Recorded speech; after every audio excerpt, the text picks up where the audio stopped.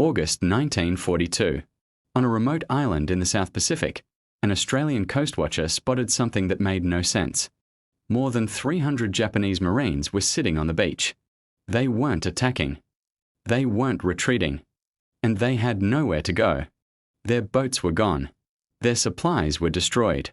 And the Japanese Navy had no way to rescue them. For 2 months, these men survived in the jungle, slowly starving while Australian soldiers watched them from the hills. Then, in October, 580 Australian troops crossed the sea to hunt them down. What followed became one of the most remarkable forgotten operations of the Pacific War. Before we reveal how 353 Japanese Marines became trapped on an island they never intended to defend, subscribe to the channel and hit the like button, because this is a story of survival, deception, and a battle neither side expected. The radio in Milne Bay crackled at the end of August 1942. A voice came through that nobody had been waiting for. It belonged to a man on Goodenough Island. He was a coast watcher. His name was not used on the open frequency because that was the rule, and the rule was the thing that kept a coast watcher alive. He had been told to look for the usual things: Japanese aircraft passing overhead, ships off the coast, signs of landings. What he was reporting that evening was something else. He had counted Japanese Marines on the northern beach, hundreds of them, sitting still on the sand, not retreating, not advancing, not preparing fortifications, not loading boats, not doing any of the things an invading force was supposed to be doing. Just there were, by his count, more than 300. He had watched them through field glasses from a ridge above the coast. He had seen no barges in the water. He had seen no aircraft overhead. He had seen no ships on the horizon waiting to take the men away. He had seen no smoke from a wireless set, no organized perimeter, no patrols pushing inland. Only men, sitting on sand, eating what they could catch. The signal was relayed up the chain to Allied headquarters at Port Moresby, and then back down to the operations staff at Milne Bay. There, it was puzzled over and put aside because nobody yet had any idea what to do with it. So here was the question: why were 353 Japanese Marines marooned on a tropical island in late August of 1942, far from any Japanese-held territory, in the path of an Australian counteroffensive that had not yet been launched? The answer began 6 nights earlier on a stretch of coast called Cape Nelson, on the northern shore of Papua, where 7 flat-bottomed barges had set out into the dark. The men in the barges belonged to the 5th Sasebo Special Naval Landing Force.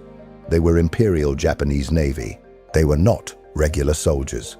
They were what the Japanese called rikusentai, the Navy's own infantry, a hand-picked formation trained for amphibious assaults on the kind of coastline that nobody else wanted to land on. Their commander was a naval officer named Tsukioka Torashige. He was a hard, disciplined man who carried himself in the manner of an officer who had been told he was being trusted with a piece of a larger operation, and who intended to deliver his piece. The larger operation was called the re-attack. It was the second Japanese attempt on Milne Bay. The first attempt had ended on the muddy track between the airstrips and the coconut plantations of No. 3 Strip Way, where Australian militiamen and the regulars of the 7th and 18th Brigades had stopped the Imperial Navy's Marines in their tracks and then turned them back. That defeat had cost the Japanese the first major land setback of the Pacific War.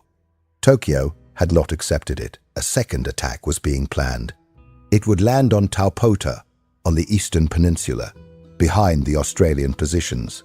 The Marines in the 7 barges were the cutting edge of that second attack. They were to put themselves ashore at Taupota and march overland against the rear of Milne Bay, while a second force came in from the sea. The barges left Cape Nelson on the night of the 24th of August. The plan called for them to make the crossing in a single run.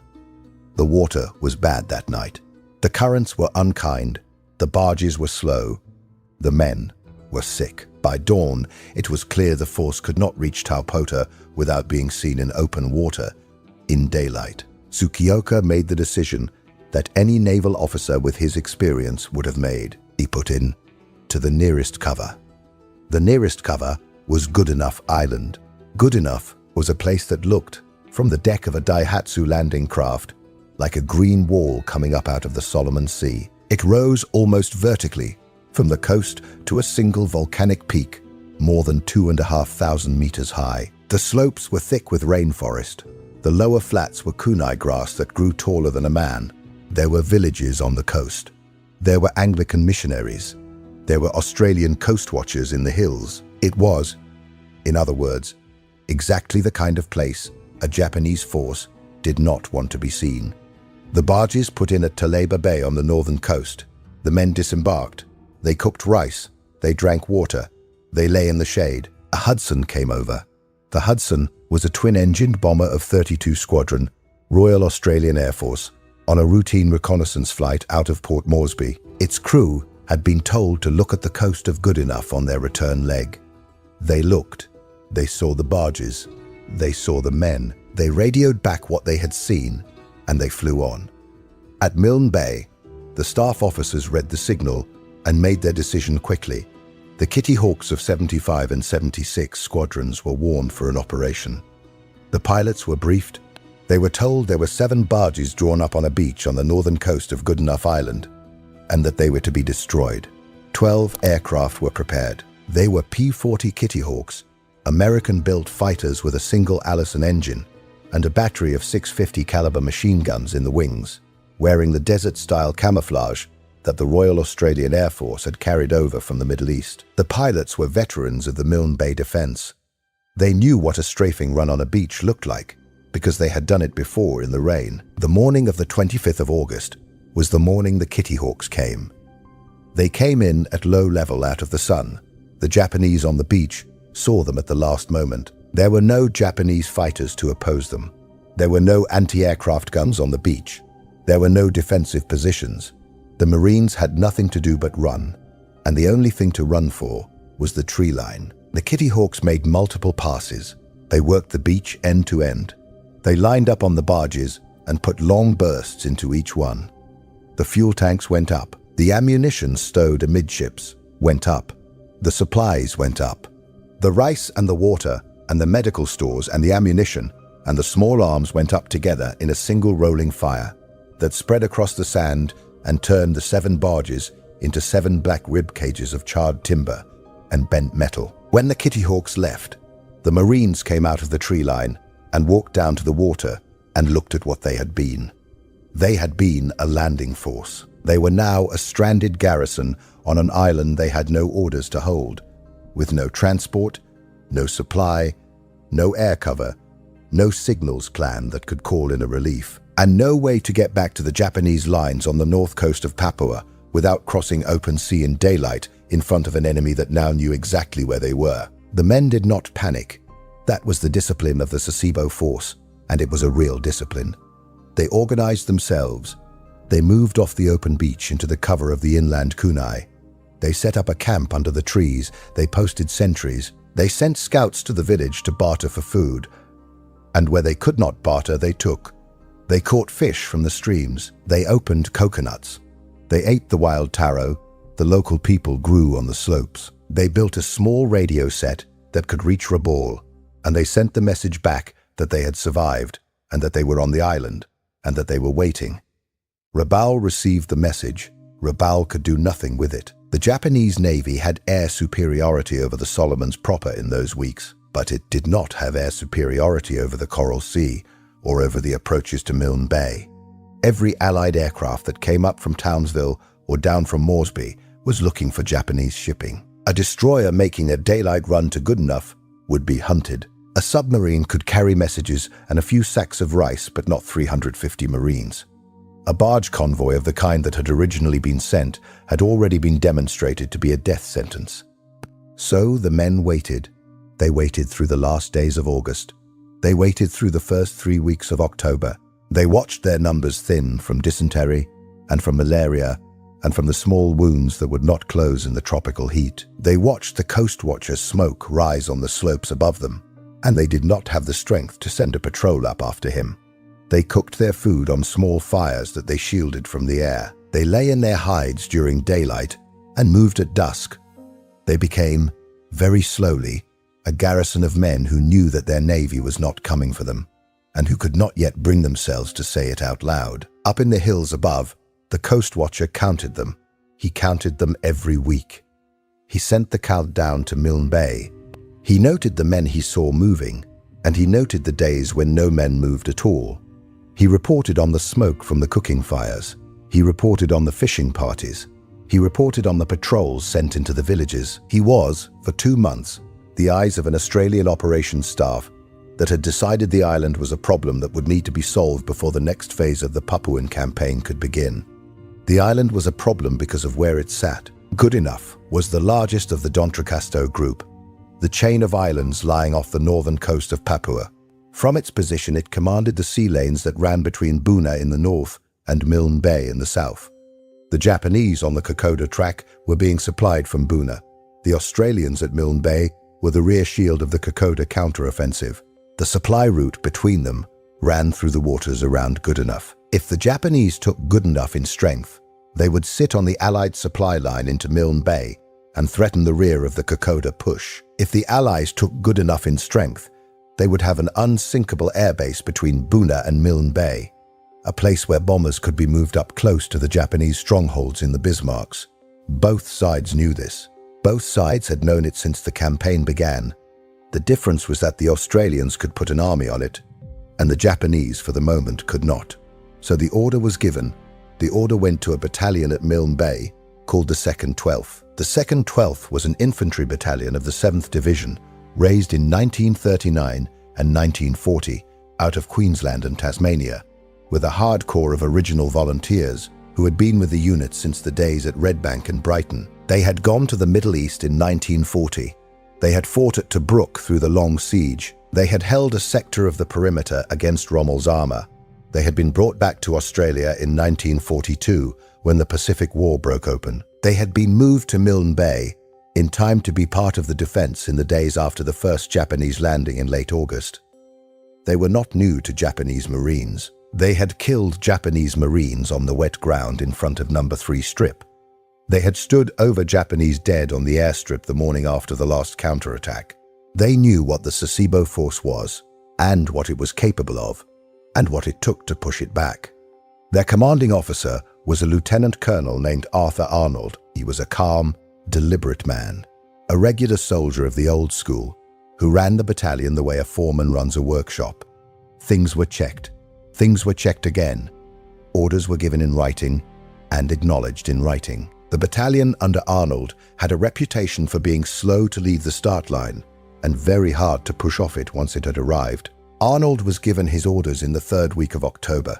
He was to lift his battalion onto naval ships, cross from Milne Bay to Goodenough Island, land at 2 points on the northern coast, sweep inland from each landing toward the other, and clear the island of the Japanese garrison that had been sitting on it for 2 months. The force was named Drake Force. It was, by total head count, around 580 men. It was the Second 12th Battalion, with attached engineers and signallers and medical staff, and a section of mortars. It was lifted by 2 destroyers, His Majesty's Australian ships Stuart and Arunta, with a covering screen from the American and Australian Task Force 44 standing off to sea. This was not how Australian infantry usually moved. August 1942.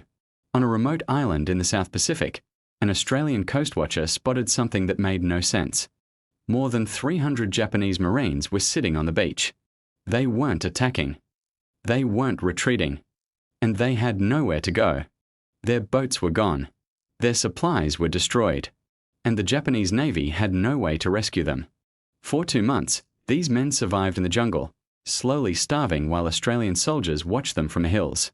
Then, in October, 580 Australian troops crossed the sea to hunt them down. What followed became one of the most remarkable forgotten operations of the Pacific War. Before we reveal how 353 Japanese Marines became trapped on an island they never intended to defend, subscribe to the channel and hit the like button, because this is a story of survival, deception, and a battle neither side expected. Australian infantry usually moved on its feet, or in trucks, or in transport ships in convoy. It did not, in October of 1942, normally move by destroyer in a 2-pronged amphibious assault on a fortified coast. It had never done so before. What was being asked of Drake Force was the first amphibious operation of the Australian War. The men of the Second Twelfth were about to put their boots onto the bottom of a Daihatsu landing craft for the first time in their lives, and they were about to do it on a beach that might be defended against an enemy that, even after 2 months of starvation, was still the Imperial Japanese Navy. The boats they would use were a strange flotilla. There were 3 captured Japanese landing craft. These were the Daihatsu type. They had been taken at Milne Bay in the last days of the August battle, abandoned on the beaches by their crews. They had been brought back into Australian hands, patched up, and now they were going back across the water with Australian infantry inside them. There were 3 small ketches with civilian crews, the Matoma, the McLaren King, and the Tyrio. There were 2 whaleboats. There were the cutters and dinghies that the destroyers could put down. The whole arrangement had been improvised in days. There was no doctrine for it. There was no rehearsal for it that anyone considered adequate. There was only the order to do it on the night of the 22nd of October, and the understanding that whatever could not be carried that night would not be carried at all. The plan was simple in the way that good plans are simple. The main body of the Second Twelfth, around 520 men under Arnold, would land at Milne Bay on the southeast coast of the island. A second force, C Company of around 120 men under Major Keith Gatewood, would land at Taliba Bay on the north coast. Milne Bay and Taliba Bay were on opposite sides of the island. The 2 forces would advance inland toward each other, catching the Japanese garrison between them, and crush whatever was in the middle. The destroyers slipped out of Milne Bay at dusk. The crossing was made in darkness. The men in the holds of the Stuart and the Arunta sat in their gear and waited. They could hear the engines turning under them. They could hear the wash of the bow wave against the hull. Most of them had never been on a destroyer before. They were infantrymen of an army that for the first 3 years of its war had crossed oceans in liners and gone into battle out of trucks. Sitting in the steel guts of a warship at night, listening to the 4.5-inch guns being manned overhead, was a new sensation. The officers walked among the men quietly and told them what they were going to do when they got there. They got there shortly before midnight. The destroyers stopped well out from the coast. The Daihatsu went into the water. The ketches came up from astern. The whaleboats were rigged. The men climbed down into the boats by scrambling nets. 1 rifle, 1 belt of ammunition, 1 water bottle, 1 day's hard ration, and a pack that contained as little as a man could be persuaded to carry. They were rowed and motored and towed toward the coast in a slow black procession that did not move all at the same speed, because the engines and the oars and the tides did not all agree, and because the ketches drew more water than the Daihatsu and could not come into the shallows, the landing at Milne Bay was unopposed. This was the first piece of luck of the operation.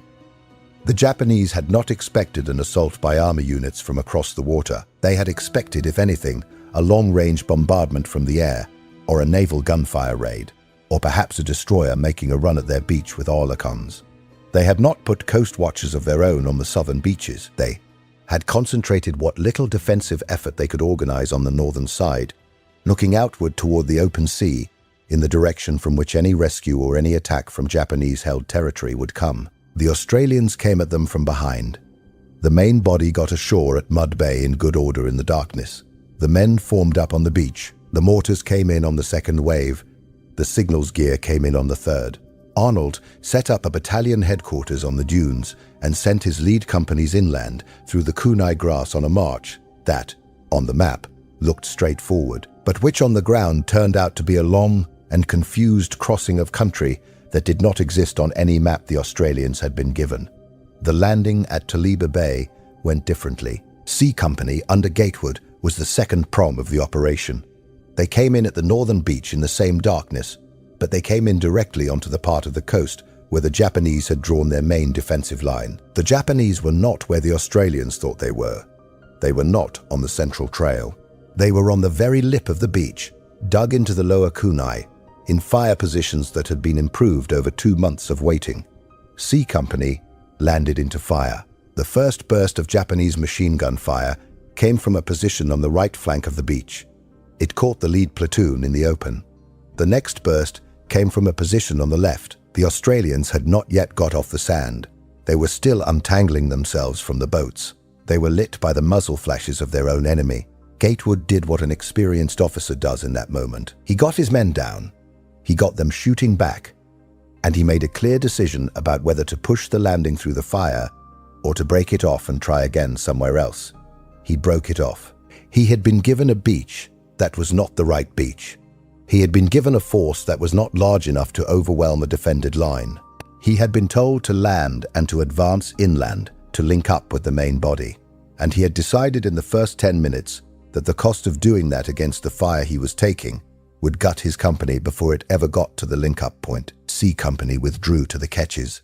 They re-embarked under fire. They lost men doing it. The dead were left where they fell on the sand. Some of the wounded were brought back to the boats by their mates, and some had to be left in the dark with the promise that someone would come back. The ketches stood out from the beach with their lights doused. They circled offshore in the small hours of the morning. Gatewood made his report by signal lamp to the destroyers, and then took his company back around the eastern point of the island and put them ashore at Milne Bay, where they joined the main body. The Australian landing was now consolidated at a single point. That was the morning of the 23rd of October. Arnold was now in a position that any battalion commander would have recognized. He had landed without serious opposition. He had concentrated his force. He had a destroyer screen offshore. He had a known enemy concentration on the far side of an island that he had never seen before, on terrain that none of his maps showed clearly. He had 3 days, possibly 4, before the moon and the tide gave the Japanese their next chance to do something about him. He sent his companies forward. The first day of the advance was a long day in the kunai. Kunai grass on Goodenough Island grew higher than a man. It grew on the lower slopes in dense yellow walls that the wind moved like sea swell. A man walking through it could not see the man 10 paces in front of him. The grass made a noise when it was pushed aside, a soft rasping sound that carried further than the men in it expected, and the noise told any sniper in the next patch of cover exactly where the Australians were. The Australians went through it anyway. They went through it in extended order, the way they had been trained, with section commanders on the flanks and a corporal walking the center and the platoon commander out in front when the going was open and behind when the going was thick. They sweated through their shirts. They drank their water bottles dry by the middle of the day. They ate their hard rations standing up. They made first contact with the Japanese in the late morning. A patrol of the Second Twelfth's leading company crossed a small stream and came up out of the kunai onto a low slope above a stand of trees. They saw movement in the trees. They went down. They took fire. They returned fire. The Japanese, who had not been expecting infantry coming up out of the kunai from the south, broke off and pulled back. That was the pattern of the next 2 days. The Japanese garrison did not stand to fight a set-piece battle. They could not. They were 2 months hungry. They were sick. They had lost their barges. They had no air cover. They had no relief. What they did, in the small detachments that they could still organize, was hold for a few minutes wherever the Australians came up against them, fire enough to slow the Australian advance, and then break off and slip back into the next piece of cover, and do it again. They were buying time. The Australians did not yet know what the time was being bought for. The Australians thought on the 23rd and 24th of October that they were closing a trap on a starving enemy who had nowhere to go. They were not. They were closing a trap on an enemy who had a plan, who had been waiting 2 months for the right night to put that plan into action, and who had, somewhere out of sight in a hidden cove on the northern coast, 2 more Daihatsu landing craft that no Allied aircraft had ever spotted. Those 2 barges were the answer to the second question. The first question had been, how did the Japanese get onto the island? The second question, the one nobody on the Australian side was yet asking, was, how were they going to get off? Tsukioka had been thinking about it for 2 months. He had kept the 2 surviving Daihatsu hidden under camouflage netting and palm fronds in a small inlet on the north coast, behind a finger of rock that broke the line of sight from the open sea. He had not used them. He had not told his men they existed. He had kept them as the last reserve. He had drilled with his junior officers in the dark on the procedure of withdrawal, which sections would board first, which would form the rear guard, which weapons would be taken, and which would be destroyed, which papers would be burned, and which would be carried. He had built a complete evacuation plan inside a garrison that to the Australians and to most of his own men looked like a force that had given up on being rescued. On the night of the 24th of October, with Australian infantry pushing in from the south and the Allied destroyers patrolling offshore, Tsukioka pulled the camouflage off the two Daihatsu and ordered the embarkation. The Japanese left in the dark. The two barges were loaded to a degree that no Imperial Navy operating manual would have approved. Men stood on men. Equipment was abandoned. Wounded were carried down to the beach on stretchers improvised from rifles and tunics. The barges put out from the inlet under blackout in the small hours of the morning. They did not start their engines until they were clear of the shore. They crossed the channel between Goodenough and Ferguson Island at a speed that an unloaded Daihatsu would have been embarrassed by. They arrived off Ferguson before dawn.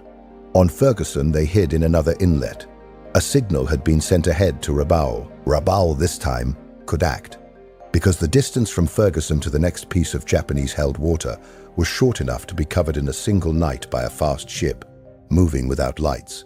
The light cruiser Tenryo was warned for the run. She came down through the night of the 25th and into the small hours of the 26th. She found the inlet. She put down her boats. She took off Tsukioka and the men who could still walk and the wounded who had survived the crossing. She turned and ran back north before dawn, before the Allied air patrols out of Milne Bay could find her in open water. The Tenryo carried the survivors of the Goodenough garrison back to Rabaul. They had been on the island for 2 months. They had lost their landing force. They had lost their original purpose. The attack on Taupota, for which they had set out in August, had never happened because the wider Japanese offensive at Milne Bay had been broken in a way that no amount of barge-borne reinforcement could repair. They had survived as a garrison only to be lifted off as a defeated unit. But they had not been killed. They had not been captured. Most of them, in the strictest accounting, had got away. That was the twist. On Goodenough Island, the Australians did not know it yet. They knew, on the 25th of October, that the resistance in front of them had thinned. They knew that the patrols they were sending out were finding empty camps. They knew that the small actions they had been fighting had stopped being met with returning fire. They moved cautiously into positions that they expected to be defended and found nothing in them. They found cooking pits with cold ashes. They found small piles of equipment that had been deliberately abandoned. They found weapons that had been broken before being left. The stocks split, the bolts removed, the muzzles bent against rocks. By the 27th of October, the last stragglers had been accounted for. A handful of Japanese had been killed in the final clearances.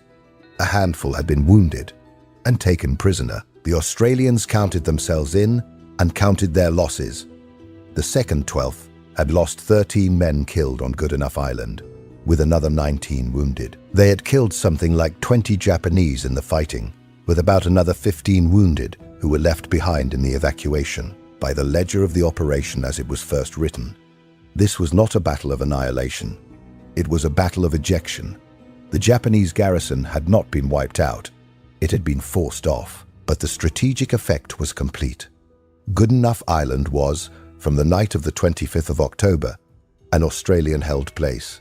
It would remain so for the rest of the war. The Japanese never came back for it. They never landed on it again. They never tried. That should have been the end of the story. It was not. The Australian commanders at Milne Bay understood, as soon as the island was theirs, that the strategic value of Goodenough went up sharply the moment they had it. The bay on the southern side of the island, at a place called Vivigani, was wide enough for a fighter strip. The slopes inland would shelter dispersal areas. Heavy bomber operations could be staged out of an airfield there. From Vivigani, an aircraft could reach Rabaul. From Vivigani, an Allied force could threaten the Japanese supply line into Buna from a flank. The decision was made within days. Goodenough would be developed as a forward Allied base. But there was a problem. In late October of 1942, the Allied position in New Guinea was still desperately thin. The Kokoda counteroffensive was still grinding forward over the spine of the Owen Stanleys. Buna and Gona had not yet been taken. The Amphibious lift to put a full garrison on Goodenough did not exist. The Australian force on the island, in the weeks after the operation, was small. It was a fraction of what would have been needed to hold the island against a determined Japanese landing. If Tokyo decided that Goodenough was worth taking back and put a battalion on it in the dark in late November or early December, the small Australian garrison would not be able to stop them. So the Australians put on a show. It was the kind of trick that did not appear in any field manual. It was improvised in conferences at Milne Bay between intelligence officers and engineer officers and the staff of the units that had been put onto the island.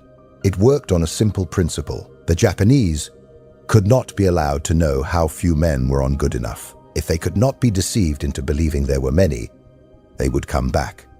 The garrison set to work building the appearance of a brigade. They built dummy anti-aircraft guns out of logs and bamboo and lengths of stovepipe scrounged from the engineer stores. They set them up on the high ground above the airstrip, sighted and dug in the way that real anti-aircraft batteries would have been sighted and dug in, so that a Japanese reconnaissance aircraft passing high overhead would look down and see what an experienced observer would expect to see.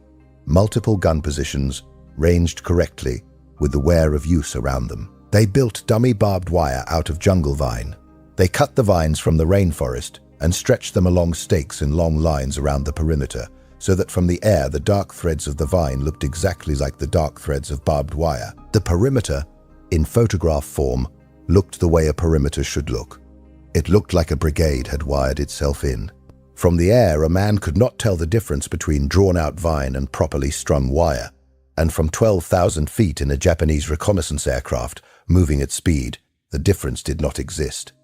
They built a dummy field hospital. They put up tents that had nothing inside them, and they painted red crosses on the roofs in the size that a hospital tent would carry, and they laid out the supporting infrastructure of a hospital, the access tracks, the latrines at the proper distance, the dressing station huts, the orderlies' lines, so that from the air, again, the impression was of a medical facility on the scale of a brigade. They lit cooking fires.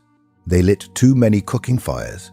They lit fires for meals that nobody was going to eat, in places where there were no men to eat them, at the times of day when the smoke would rise tall and visible over the island. A Japanese observer counting smoke columns on a still morning would count cooking fires that suggested a strength of perhaps 2,000 men, when the actual strength on the island was a fraction of that.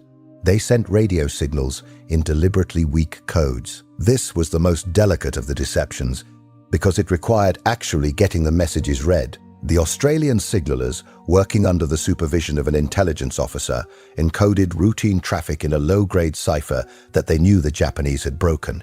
They sent the messages between the supposed subunits of the brigade. They sent quartermaster traffic, troop strength returns, training schedules, requests for supplies. They sent it all in the volume that a brigade headquarters would have generated. They made sure the messages were not too clean, that they contained the small operational errors that a real signaller would make under pressure. The Japanese listening posts at Rabaul read the traffic. They counted the volume. They counted the units. They built a picture of the Allied garrison on Goodenough that from their side of the water looked formidable.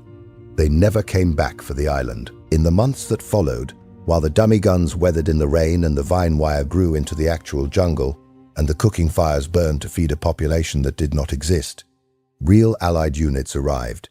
A fighter strip was built at Vivigani. Bomber squadrons moved up. Engineer battalions cleared dispersal areas in the Kunai. The Goodenough garrison stopped being a bluff and became a real brigade, and then more than a brigade, and by the time the dummy guns and the vine wire were no longer needed, they were no longer needed because the actual guns and the actual wire had replaced them. The whole thing had worked. That was the third answer to the original question. The first answer had been the simplest. 353 Japanese Marines had been on a beach on Goodenough Island in late August of 1942 because their barges had been forced to put in there on a bad weather crossing, because Australian aircraft had then destroyed the barges, and because the Japanese Navy had not been able to get them out. The second answer had taken longer to develop. The Marines had stayed on the island for 2 months because their commander was a careful officer who had hidden 2 of his Daihatsu landing craft for use at the last possible moment. and who had spent 8 weeks preparing for an evacuation that he knew his navy could not promise, but which he intended to attempt anyway. When the moment came, he took it. Most of his men got out. The third answer was the one that mattered most in the long run. The reason that the Japanese never came back for Goodenough, that the island became an Allied base, that the strip at Vivigani opened up the air war against Rabaul, was the bluff. It was the dummy guns made of logs. It was the wire made of vine. It was the hospital with nothing in it, and the cooking fires for nobody, and the slow, careful, deliberate radio traffic from units that did not exist. The men of the Second Twelfth had cleared the island in 5 days of marching and fighting through kunai grass on the back of the first Australian amphibious operation of the war. The Royal Australian Air Force had marooned the original garrison with a strafing run. In August, the Coastwatchers had counted the marooned Marines week by week and had told headquarters what was on the island and what was not. But it was the deception, the brigade, that was not there, that finished the work. The men who had walked through the kunai with rifles and bayonets had taken the ground. The men who lashed bamboo to logs in the weeks after had kept it. The Second Twelfth went on from Goodenough into the long campaigns of the New Guinea War.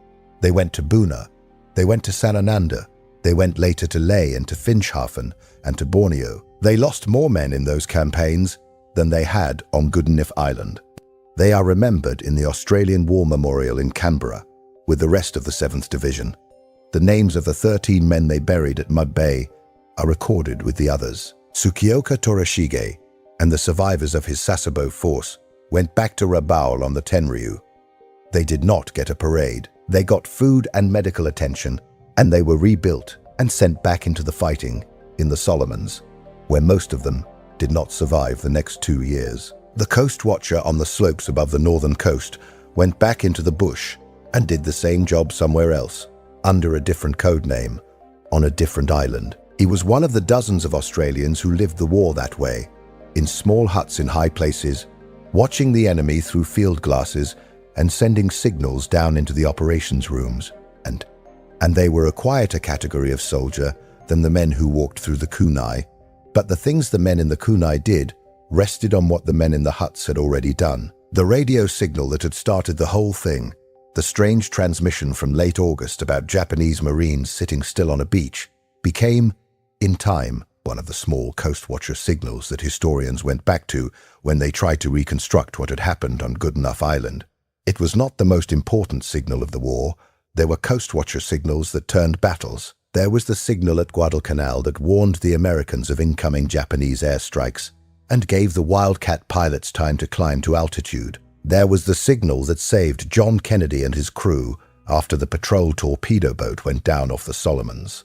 There were signals about Japanese convoys and Japanese cruisers and Japanese troop movements that bought hours and sometimes days for the Allied side. The Goodenough signal was smaller than any of those.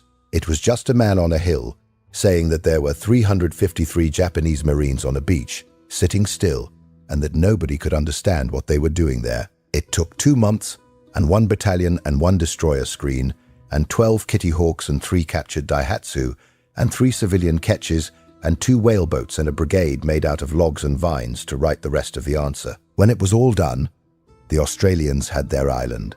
The Japanese had their lesson. The Coastwatcher went back to his slope. The Second Twelfth marched off into the next campaign. The dummy guns weathered in the rain. The vine wire grew into the jungle. The fake hospital tents came down. The real war moved north. And the question that had opened the whole episode, the question about 353 men marooned on a tropical island in the spring of an Australian war that was still finding its feet, was answered 3 times over by the time the Australians were finished with it. Once by the weather, and once by the enemy commander, and once by an Australian bluff so deliberate and so quietly effective that for the rest of the campaign in New Guinea it was held up by the officers who had been there, as one of the small early proofs that the Australians had begun to learn how to fight the kind of war they were now in. Goodenough Island had been the first time Australia had put soldiers on a beach from the sea. It had not been a perfect operation. The map had been wrong. The landing at Taliba Bay had failed. The enemy had got away on the night the Australians thought they were closing the trap. The trick of the dummy brigade had been needed to seal the result that the kunai grass fighting had only half finished. But Australia had done it. It had crossed the water with 2 destroyers and a flotilla of ketches and captured barges. It had put a battalion ashore. It had taken an island. It had held it. And it had learned, in 5 days of marching in tall yellow grass under a volcanic peak, how to do the thing it would have to do, larger and harder, at Lae and at Finschhafen and at Tarakan and at Balikpapan. And at every other beach the army would walk up between October of 1942 and August of 1945. That was what the Coastwatcher's signal had started. That was what the men in the holds of the Stuart and the Arunta had finished. 353 Japanese Marines on a beach. 5 days of fighting through grass and forest. A garrison that escaped in the dark. An island that became an airbase. A brigade made of logs and vines. The whole of it was a small war inside a larger war fought between the end of August and the end of October of 1942 on a tropical island that almost nobody had heard of before the year began and that almost nobody remembered after the year ended. But the men who had been on Goodenough remembered, and the answer to the question that the Coastwatcher had asked into his radio at the end of August, the question of why those Marines were on that beach, was in the end the simplest answer of all. They were there because their war had brought them there, and they had left because somebody else's war had come for them.